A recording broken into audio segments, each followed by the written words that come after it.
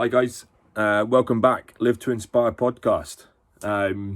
First of all, owe you guys a bit of an apology. I suppose been in transit back to the UK and just getting back on top of all the life admin that takes over whilst you work abroad.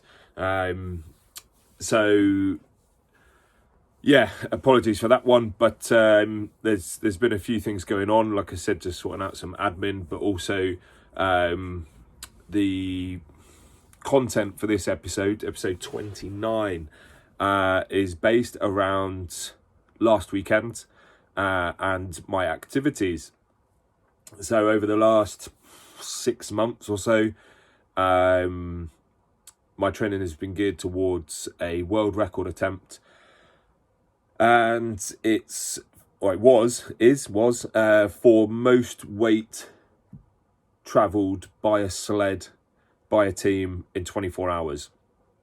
Now, we did, myself and the team, or the team and I should say, did a deadlift world record attempt, endurance run 24 hours, which sadly was not approved by Guinness due to the total not being enough. Not sure how that works out, as no one's ever done it. We're the first team to have ever attempted it. I think we lifted something like 1.8 or 1.6 million kilos over the 24 hours. And like I said, that wasn't approved. So you could argue that you did 24 hours of weightlifting for nothing. But we'll come on to that. However, every cloud, we were able to successfully break the 1 hour total of weight lifted by a team, and I think that's in excess of 200,000 kilos. So like I say, every cloud. But like I said, this record, we went down to the Royal Marines training barracks down in Exeter. I went down on a Friday afternoon. I stopped off at Bath on the way to go and see one of my athletes, just to check in on them, see how they were getting on. And they were making amazing progress, which was great. A solid start to the weekend. And then headed down to Exeter. I stayed the night in a really, really nice little pub. Now, for me, it's the simple things. The whole, let's call it 48, even, I don't know what the maths is on that, 60 hours from Friday afternoon through till Sunday evening. It's the simple things. The take home is the simple things. So for me, I got a really cheap B&B in a pub, just somewhere to put my head down on a Friday night, somewhere to rest, somewhere to, have a shower, get some sleep. Perfect. Not too fussed about staying in fancy places or anything, but if you could choose between sleeping in a B&B or sleeping in your car, you choose the B&B. So that was a solid win. When I got to the barracks, training barracks, met all the rest of the team there, and then there's this whole process of setting up, and I think it's a real sort of, I don't know what the right phrase is, stickler for life, right? So you can spend a long time sorting out all the admin, sorting out all the paperwork, sorting out all the bits and bobs, whatever they are, people, places, items, objects, charging, stands, whatever. You can organised, staying on top of every little bit of detail. Because when it comes down to the actual event or the actual activity, it's not actually that hard. It sounds weird. Pushing a sled for 24 hours took me to a dark place a couple of times, and again, we'll come on to that. But we spent, like I said, 6 months. I spent 6 months in the Middle East pushing a sled. Very, very hot conditions, near on 40 degrees some days, for an hour and a half. Just pushing. Nothing else, just pushing a sled around a field, really monotonous, but just putting the work in, because when you do effectively more, your body adapts to it, and then when it comes to the actual event, it then becomes easier, right? That's the ideal situation. And when we've got 12 people, if not more, to do the actual event, we need, you know, volunteers, we need cameras, we need chargers, we need physios, we need nutritional support. Like, the list goes on, and trying to orchestrate all of that is, I was going to say a nightmare. It's difficult, because the actual task of pushing a sled backwards and forwards over a 10-meter distance is really easy. It's really, really easy. But getting people in the right place at the right time, doing the right thing, that's the challenge. So, God willing, we did everything. So it does take a while to process all this information. You know, with log sheets, and we need like all the witnesses, and we need to check the camera footage, and you've got to have 2 or 3 cameras recording for the duration.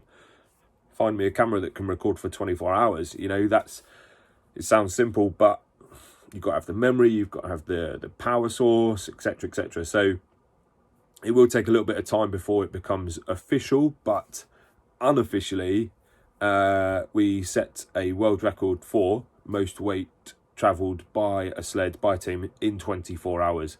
Couldn't tell you exactly what it is, but we estimate it's in excess of 1 million kilos, over, again, in excess of 100 kilometers.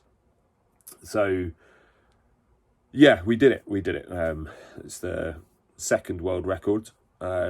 Like I said, unofficially I do have an official world record, but unofficially it's the second world record that the team and I have. So the finer detail, again, I like to educate myself, and I implore others to do the same. So I read books, I listen to podcasts, I watch YouTube videos, whatever it is. And one of the things that really struck me before the event was something I heard from Bear Grylls. He doesn't do a lot of podcasts, and you know, I've seen a few. We've all seen his TV shows and whatnot. But he said there's always 10 seconds more that you can do. Whatever it is, whatever the situation, whatever the environment, whatever the circumstances, there's always 10 seconds more you can do. Now, it will be really, really uncomfortable, but 10 seconds is not a lot. In the grand scheme of things, 10 seconds. So that got me thinking, and I won't go into the fine detail of how we structured our plan for the event, but I can tell you now, one of the sessions had me, I think, in excess of 3,000 calories. You know, that was a 2-hour session of pushing constantly, just 4 of us, just pushing. 3,000 calories, and we finished that at midnight. Now, I'm no stranger to the gym, and I've done 2-hour sessions, 3-hour sessions, like all sorts of crazy stuff. But very rarely would I go to the gym until midnight, and to the level of exertion. Excuse me. I think my heart rate averaged at about 160, 170 beats a minute for 2 hours. And then you think, oh, finally I've got a break, I can have a sleep now. It doesn't work like that. I can promise you now, it does not work like that. Your body's still hot, your body's still, you know, moving the blood around to get some energy, to get some oxygen, to replenish, restore, repair the muscles, and just trying to calm everything down.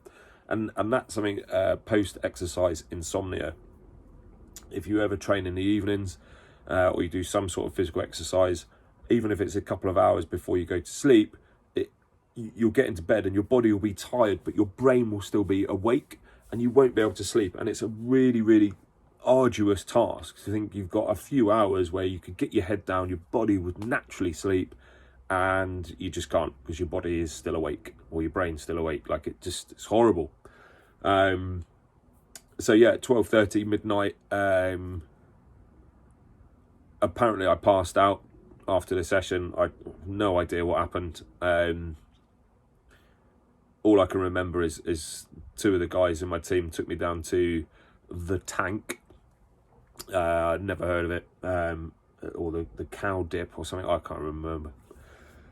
But we just went and jumped in a cold pool of water, effectively. And that is, again, the contrast it really shocks the system. So it sort of woke me up a little bit and brought me back to life.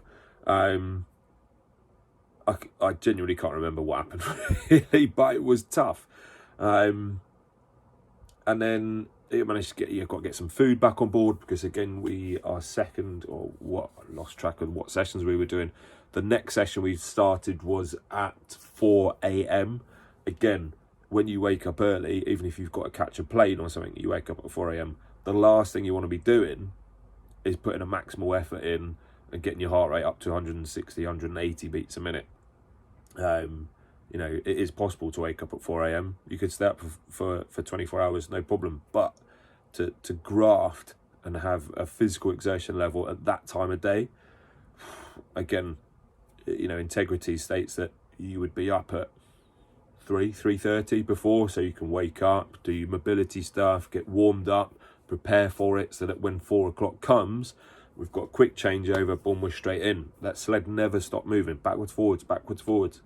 And again, physical exertion at 4 a.m. in the morning until 5:30 in the morning, not fun, really not fun. But again, the small things, you can make the best out of a challenging situation. So again, the environment I was in, I was with one of my best mates, one other guy who was with us on a deadlift record attempt, and a complete newbie.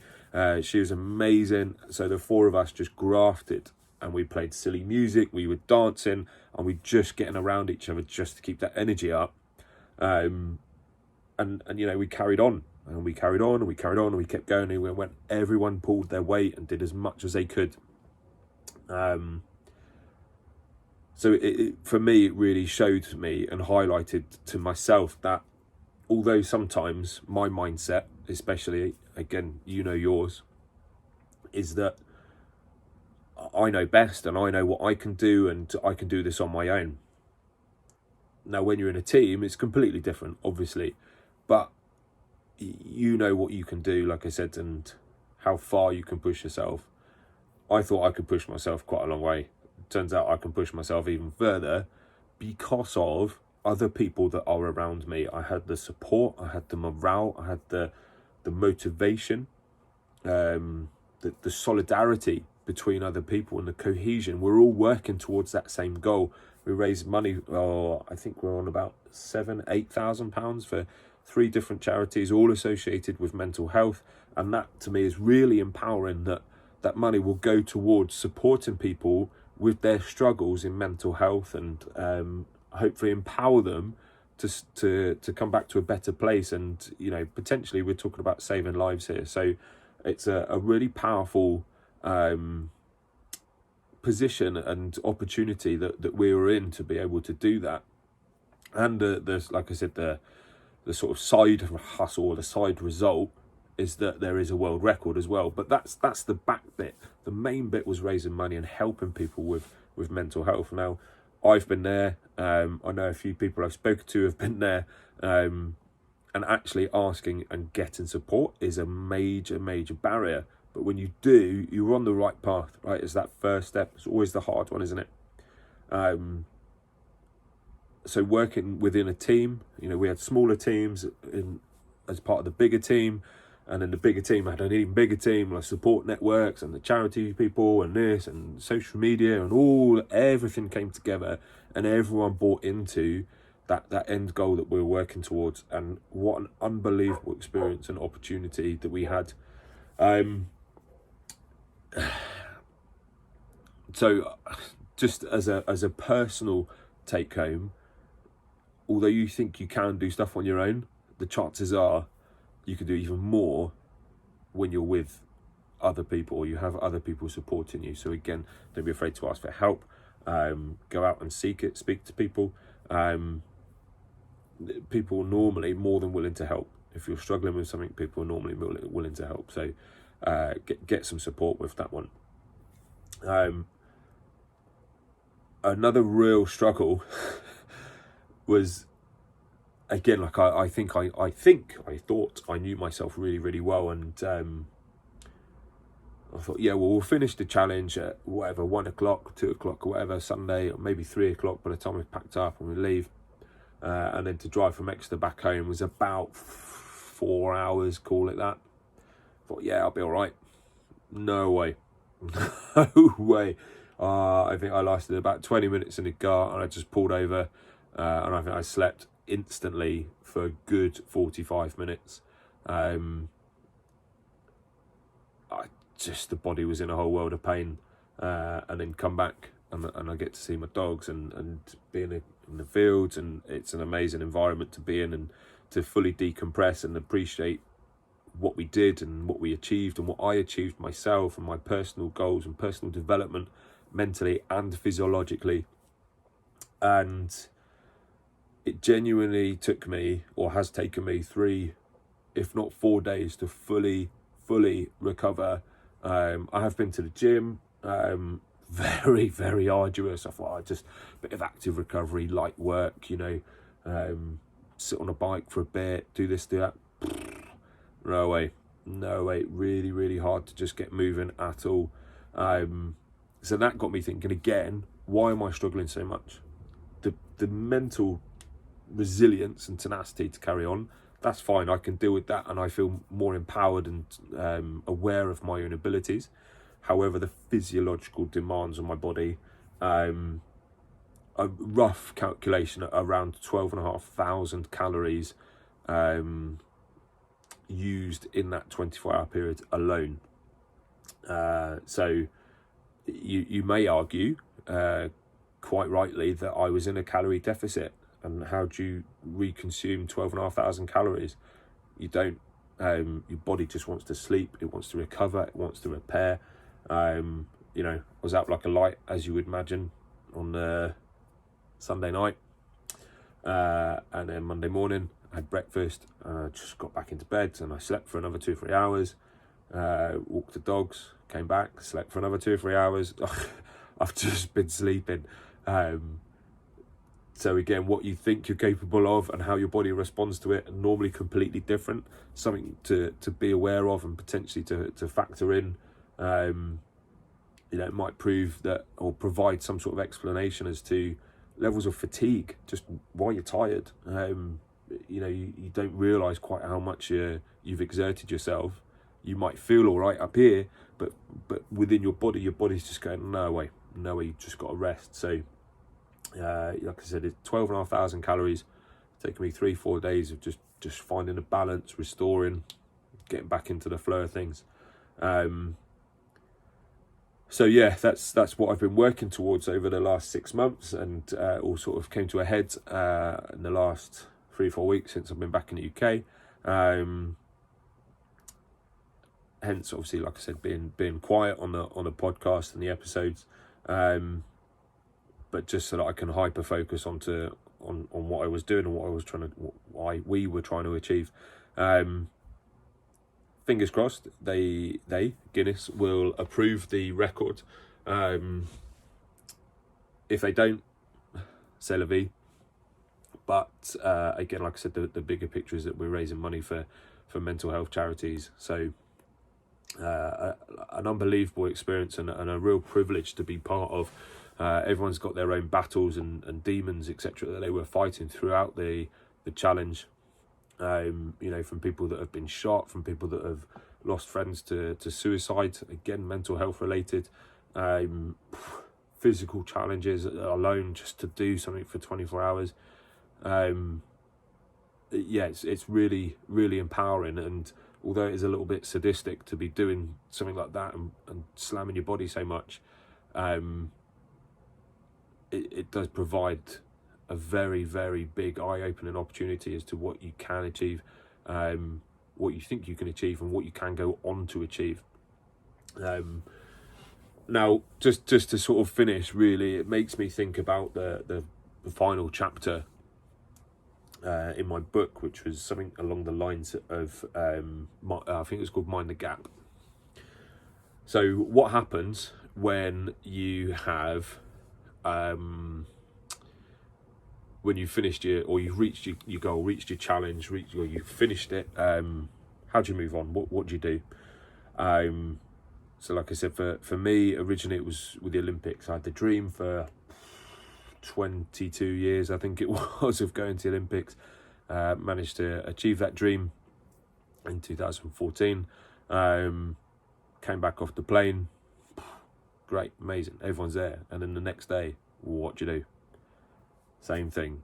Been working for 6 months, or we've been planning this for even longer, maybe a year or so. Someone's come up with the idea, we plan it, we apply for it, we do this, we do that, and you finally do the challenge, and it's phenomenal whilst you're there and you're fully immersed in that experience. But afterwards, like now, you know, we finish the challenge Sunday afternoon, you come back home on a Monday, Sunday afternoon, and then Monday morning you wake up and you go, right, what am I going to do now? Someone said to me, right, what's next? What are you going to do next? And I actually said to him, I was like, you know what? I'm going to allow myself time to appreciate what I've done, how far I've come, and learn from the experiences, rather than just going, right, what's next? Take the time, stop, focus on what you've done. It's not an easy feat to achieve. Much like, I don't know, if you're buying a house. Buying a house can take 6 months, 8 months, a year, whatever it is. And then when you're finally in the house, just take stock. You don't have to rush about like painting the walls or moving furniture in or making it this, that, and the other. You own a house, you bought a house, whatever, just take time and, enjoy it. Enjoy what you've got. It's hard work. So that's my plan, certainly in the short term. Might be a month, might be 2 months. And I'm just going to enjoy where I'm at physically, mentally, hopefully provide you guys with some more content, and learnings from myself before I even contemplate another challenge, another journey. We'll see where we go. But as always, we will get there, if not immediately, eventually.